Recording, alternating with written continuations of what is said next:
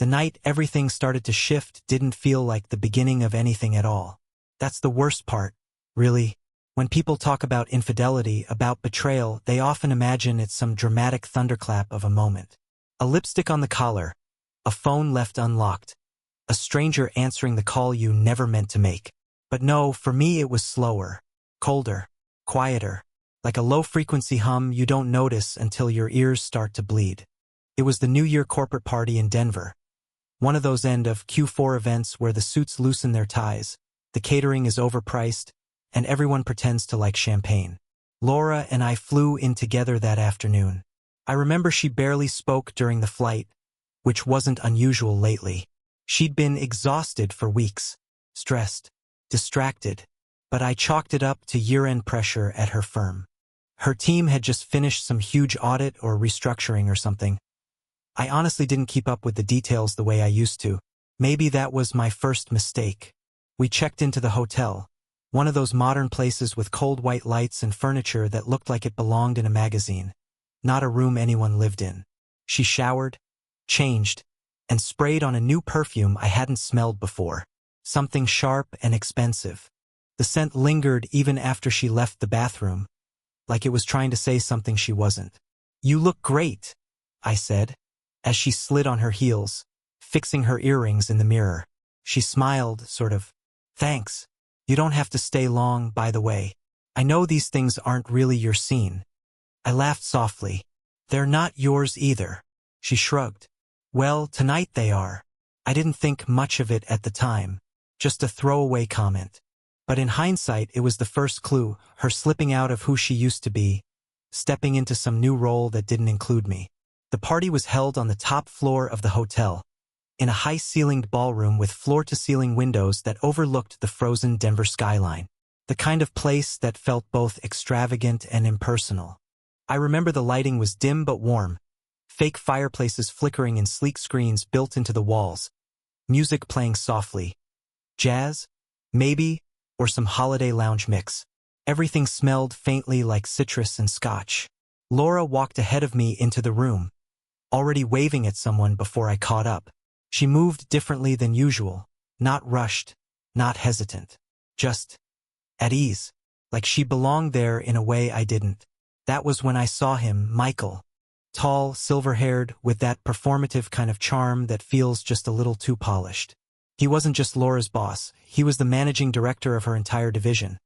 A guy who gave speeches in front of glossy screens with bar charts behind him and somehow made people feel lucky to be in the room. I'd met him once before, briefly, at a summer event. Back then, his handshake had been too firm, his smile too knowing. Now, he was standing at the bar with her, drink in hand, leaning just close enough that it made my gut tighten.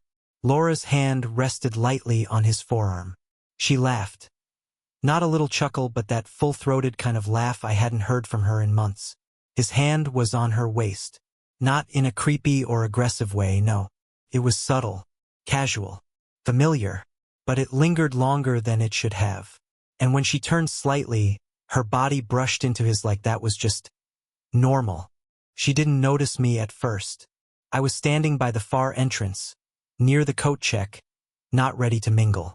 I was watching them through the reflection in one of the large windows, watching without really meaning to.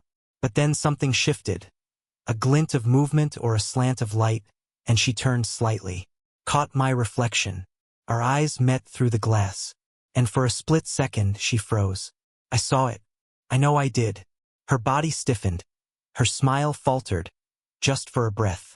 Like she'd been caught doing something she wasn't sure could be explained. But before I could make my way over, before I could decide if I even wanted to, I turned and walked out of the room. Down the elevator, through the lobby, into the freezing night, my breath visible in the air. I didn't make a scene. I didn't text her. I just left. Not out of spite, not even really out of anger. More like I was following a feeling I couldn't quite name. Something in my chest had gone still. When I returned to the room hours later, she was already asleep, or pretending to be. Her dress was folded neatly over the back of a chair, her makeup wiped off. The room was dark except for the orange glow of the streetlights filtering through the blinds. I lay on the far side of the bed and stared at the ceiling for a long time.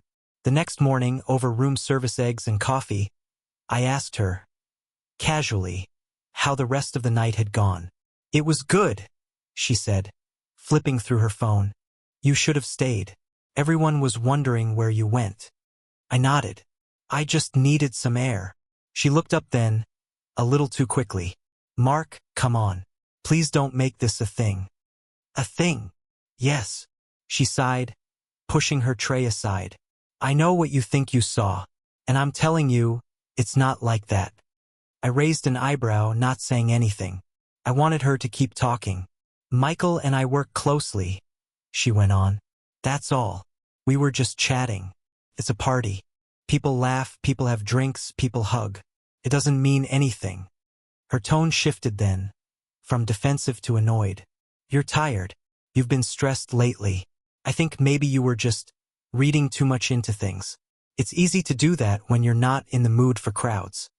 And just like that, the narrative changed. I hadn't seen what I'd seen. The hand on her waist, the shared laughter, the chemistry in the air. No, I was just projecting, misinterpreting normal, harmless behavior through some distorted, paranoid lens. She made it sound like the problem wasn't what happened. The problem was that I noticed. It wasn't the first time she'd done that. Shifted the lens so subtly that I started questioning my own instincts. But it was the first time it really hit differently. I nodded, didn't argue. What was I supposed to say? That I felt something in my gut I couldn't quite explain? That I was suddenly unsure if I knew my wife the way I thought I did? That was the moment I realized something had changed. Not just her, not just me, but us. The whole shape of our marriage tilted just slightly. Enough that everything after that felt a little bit off balance. After that night in Denver, it became harder to pretend. Not because anything changed in a loud, visible way, but because everything that used to seem invisible started catching the light. And when you begin looking for cracks, you start seeing them everywhere. The problem is, hindsight doesn't whisper. It yells. It grabs you by the collar and drags you backward through every moment you thought was innocent and shows you what was really happening under the surface. The morning after the party, I told myself to let it go, that I was being paranoid, that I had overreacted. But the more I tried to move on, the more small things began stacking up in my head like loose tiles on a roof. One strong gust and the whole thing would collapse. First, the phone. That had changed months ago, but I hadn't really paid attention. At some point, I can't even say exactly when, Laura started keeping it face down. Always.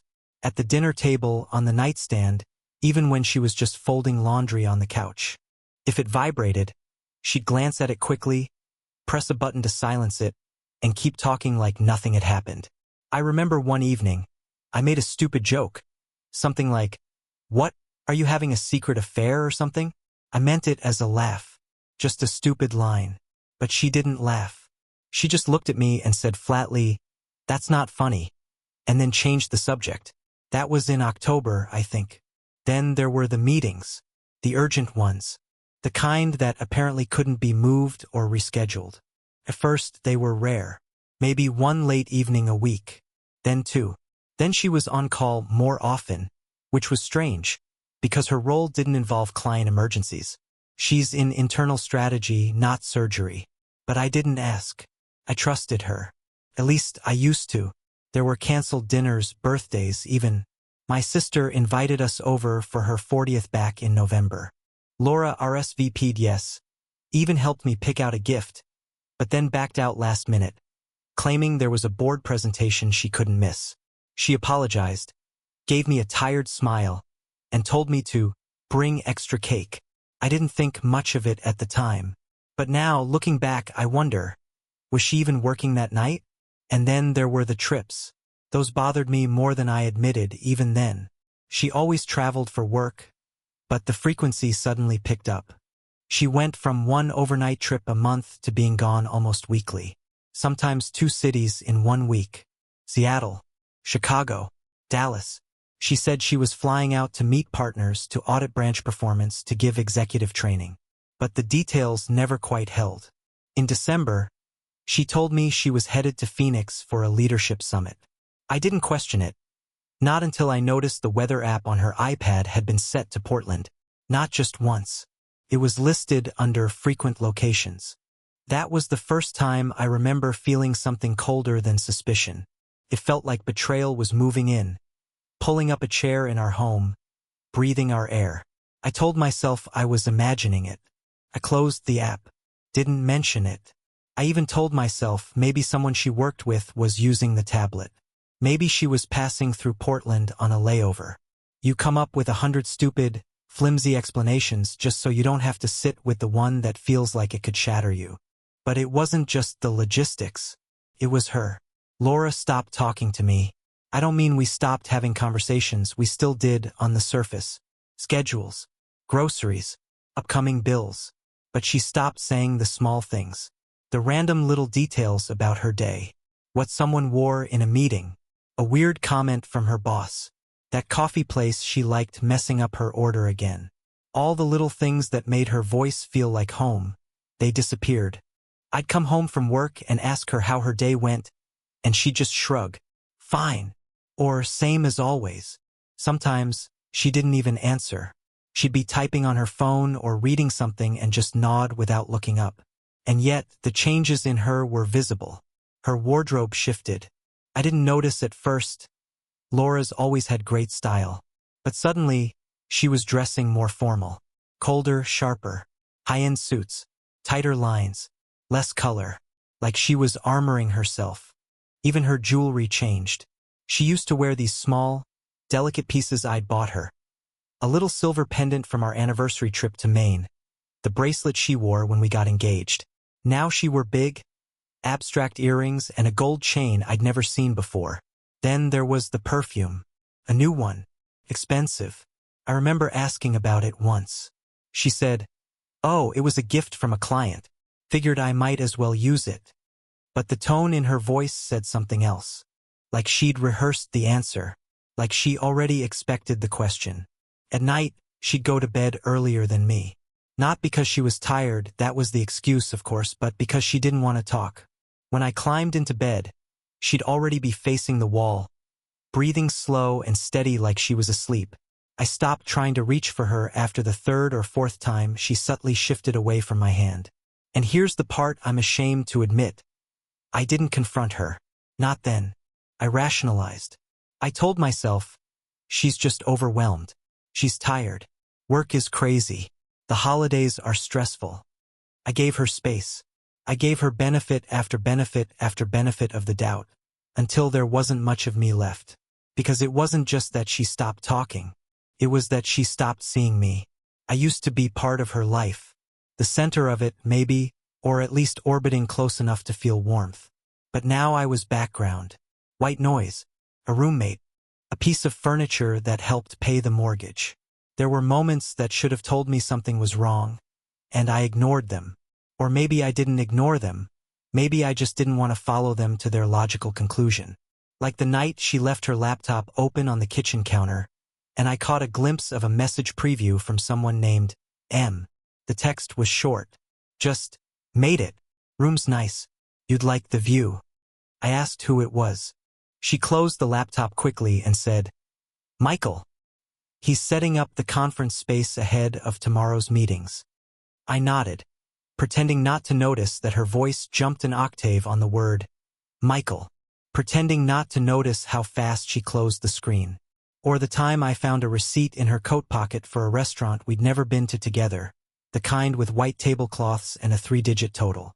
When I brought it up, she laughed and said, "Oh, that was a client dinner. One of the finance VPs paid, but the server printed a copy for me too for expense tracking."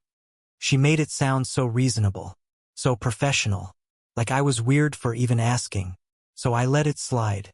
But the thing that haunted me the most was how easily she let me fade. I think in some ways, I could have forgiven the lies, if they had been lies told in desperation. If she had been torn, conflicted, filled with guilt. But she wasn't. She was smooth, polished, comfortable in the gap between who she used to be and who she had become. I started sleeping in later, eating dinner alone, turning up the volume on the TV just so there was sound in the house. I told friends I was just swamped, When they asked why Laura never came around anymore, they nodded politely, but I could see the curiosity in their eyes. And I hated that.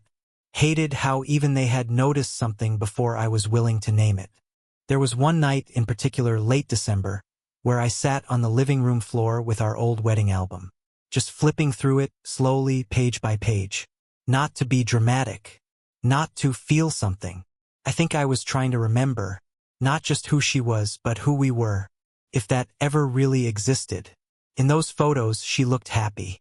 Not just camera smile happy, but alive. The kind of joy you can't fake. But that version of her, she was gone. Had been for a while. I just didn't want to admit it. And still, even with all the warning signs piled high and teetering, I hadn't truly faced it yet. Not until the package came. That was the moment the guessing ended. But I'll get to that. The package arrived on a Tuesday afternoon, dropped on our porch between a grocery delivery and some useless catalog neither of us ever ordered. I remember noticing it only because it didn't fit with the rest. Plain brown box. No branding. No return label. Just our address printed cleanly on top. Laura wasn't home. She hadn't been home much lately. I brought it inside and left it by the door at first, assuming it was something she'd ordered for work. But as the hours passed and the light outside faded, it kept pulling at my attention. There was something unsettling about how ordinary it looked, like it didn't belong to anything good. By the time evening rolled around, I picked it up and turned it over in my hands. The shipping label said Portland, Oregon. That alone made my chest tighten. Portland, the same city that kept showing up on her devices. The same city she'd never once mentioned out loud. She had told me she was in Arizona that week. A 3-day leadership training. Sent me a photo of a conference badge. Even texted me a picture of a desert sunset with a caption that read, "Dry heat." At least. I stared at the box for a long time before opening it, like I was standing at the edge of something I couldn't step back from once I crossed it. Inside was her tablet. The one she'd claimed she lost during a layover months earlier. The one we'd argued about replacing because it supposedly held sensitive work files. I recognized the small scratch on the corner immediately. My hands went cold. I didn't sit down. I didn't even close the door. I just stood there in the entryway, box at my feet, tablet resting in my palms like it weighed more than it should. When I pressed the power button, the screen lit up instantly. No passcode. No delay. Like it had been waiting. The first thing that appeared was the photo gallery. I didn't go looking for proof. I didn't scroll with curiosity or suspicion. The evidence was right there, front and center, as if it had been arranged for clarity. The most recent photo filled the screen before I even touched anything. Laura was sitting on a hotel bed. Not just sitting, relaxed, comfortable, wearing an oversized white dress shirt that I immediately knew wasn't hers. Her hair was loose, messy in a way I hadn't seen in years. She was smiling at the camera. Not a polite smile. Not a work smile. Private one. Int asterisk mate. The kind you give when you know exactly who's behind the lens. I swiped once. Another photo. Same room. Same lighting. Michael's reflection visible in the mirror behind her. His arm wrapped around her shoulders. Another swipe. Him kissing her cheek. Another. Her kissing him. No attempt to hide. No shadows. No awkward angles. This wasn't secrecy. This was confidence. The timestamps burned into my vision. The dates matched perfectly with the days she'd been traveling for work. The nights she'd texted me good night from across the country. The mornings she'd told me she missed me. I remember thinking briefly that I should feel something dramatic. Rage. Shock. The urge to throw the tablet across the room. But I didn't. What I felt instead was a strange sense of calm. The kind that comes when uncertainty finally dies. This wasn't an accident. This wasn't a moment of weakness. This was structure. Planning. Repetition. I scrolled further. Receipts. Hotel confirmations. Flight bookings. A folder labeled Denver, Q4. Another labeled Portland, Jan. Some photos were mundane city views from high floors, plates of food at restaurants I'd never been to, but threaded through all of it was the same quiet int asterisk Macy.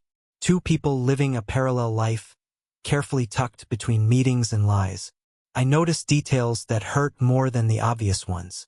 Her suitcase in the background of one photo, the same one I'd helped her pack.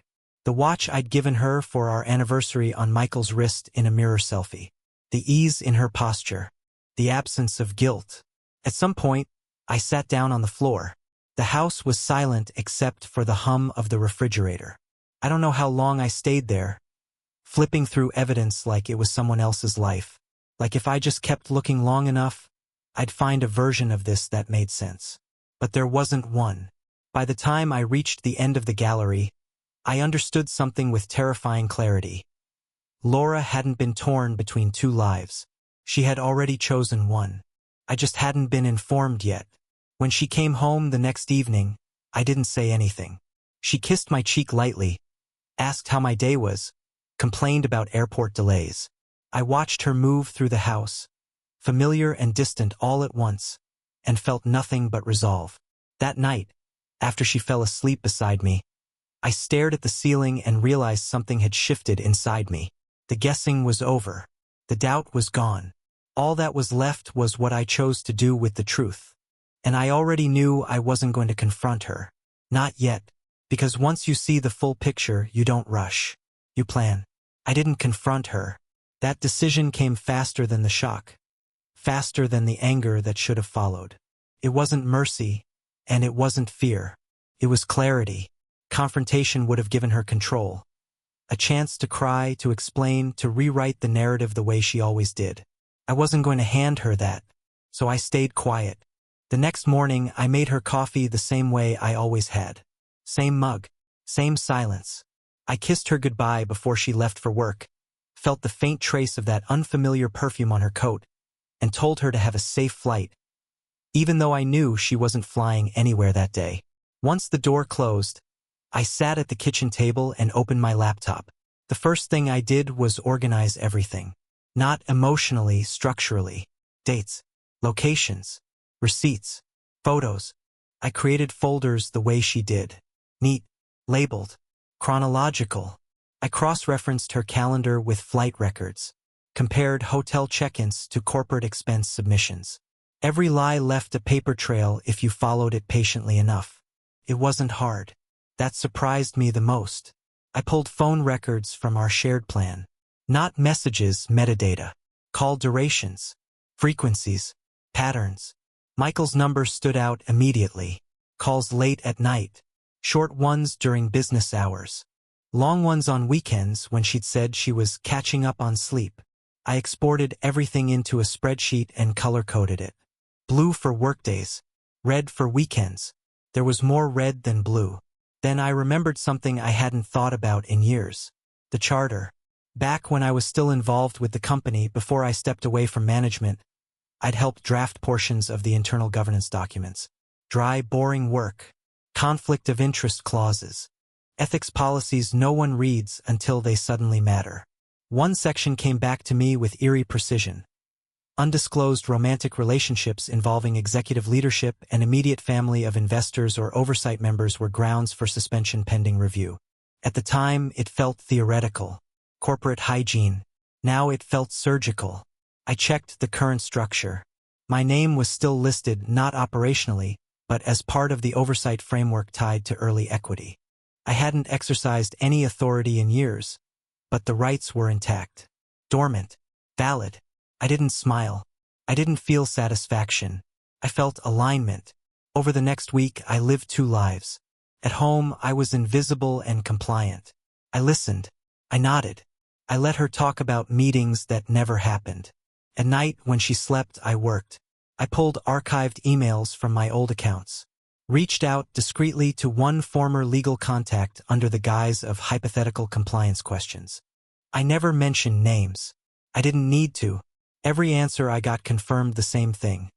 If the relationship was proven, the company would have no choice but to act. I booked no meetings. I sent no warnings. I prepared. There's a moment when you stop reacting and start planning, where emotion shuts off. People think that's cold. It's not. It's survival. I wasn't trying to hurt her.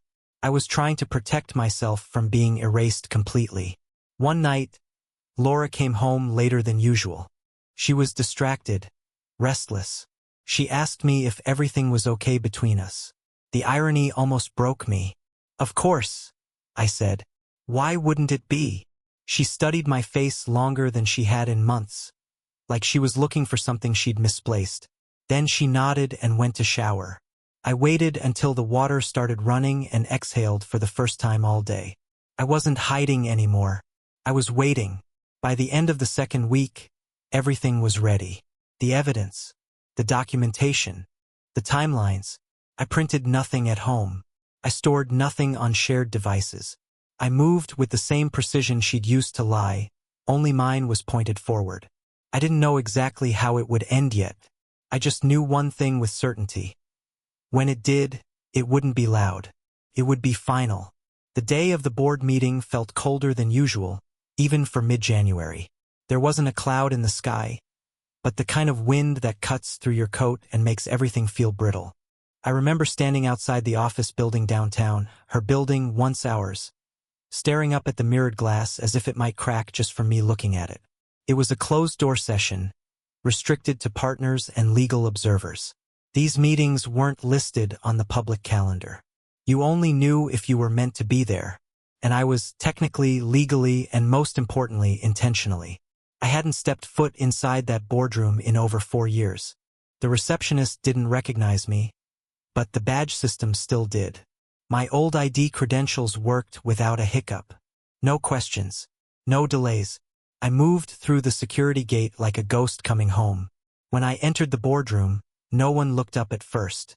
12 people sat around a polished oak table, murmuring over pre-meeting notes, sipping bottled water, half listening to the legal liaison discussing updates to compliance protocols. I stood silently at the entrance for a full minute before anyone noticed. It was Laura who turned first. She had been reviewing a folder, pen in hand, lips slightly parted in concentration. Her expression when she saw me wasn't shock. Not yet. It was confusion. Brief, subtle, a flicker of something that said, "Why are you here?" Not panic, not guilt, not yet. I didn't sit right away. I walked around the perimeter of the room, calm, deliberate, placing small document packets at each seat, neatly stapled, labeled, dated. No fanfare, no big reveal, just paper. Michael didn't look at me. He kept his eyes on the table. When I finished, I took the final seat, the one left open for oversight review when needed, and waited. Laura spoke first. "Mark, I wasn't aware you were joining today's." "I know," I said simply. Her voice faltered. "Is there something we should know?" I didn't respond. Instead, I looked at the general counsel, a man named Peter I'd once hired, back when this company still felt like mine. He opened the top page of the packet in front of him and froze. Silence spread slowly, like ink in water. Inside each folder were 7 key items. Time-stamped photos from the Portland trip. Corporate email excerpts referencing falsified locations. Credit card charges linked to personal hotel stays under company billing. A side-by-side comparison of Laura's submitted travel logs versus real travel confirmations. A clause from the original charter, Section 9. 3. Conflict of interest and undisclosed relations. A timeline of meetings, events, and discrepancies. A notarized statement asserting my legal status as an oversight authority. Nobody raised their voice. Nobody needed to. The head of compliance, a quiet, sharp woman named Dana, flipped through the pages with practiced calm.